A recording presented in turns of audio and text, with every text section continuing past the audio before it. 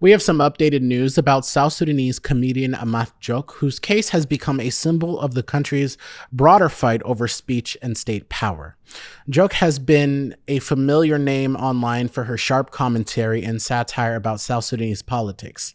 She was first detained on November 10th after a TikTok live stream where she defended former Presidential Affairs Minister Benjamin Mill and criticized President Salva Kiir in Dinka. 2 days later, Mel himself was suddenly dismissed from his positions, and Jok's arrest began drawing more attention. According to her family, Jok was released after that initial detention, only to be rearrested by the National Security Service soon afterward. During this second detention, relatives say they were denied access and could not speak with her directly, relying instead on brief unofficial updates. The new and disturbing allegation is what Jok told them when she finally came home.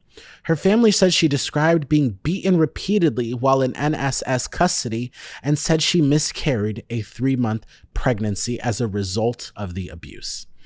They say she was briefly hospitalized and is now recovering at home with ongoing pain and trauma. South Sudan's constitution and its international obligations both outlaw torture and cruel, inhumane, or degrading treatment. The country is bound by regional and global human rights instruments that leave no exception for national security or political sensitivity. But in practice, the NSS continues to operate with sweeping powers to arrest without a warrant and hold people far beyond the 24-hour window the law envisions for bringing detainees before a court.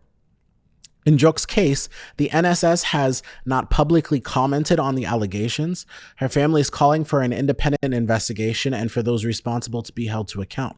Human rights groups say past cases involving the NSS rarely lead to meaningful accountability, especially when the detainee's supposed offense is criticism of senior officials. What stands out here is that Jok is not a politician or a militia leader. She is an entertainer whose platform is built on humor and commentary. If a TikTok live stream can trigger detention, beatings, and the loss of a pregnancy, it sends a chilling message to anyone thinking about speaking openly. For many South Sudanese watching her case, the question is no longer just what was said on that live, but whether the state is willing to draw any line at all when it comes to how far its security agents can go in the name of protecting those in power. If you found this helpful, make sure you're following the show so that you don't miss the next breakdown. Hit follow, tap subscribe, and stay plugged in.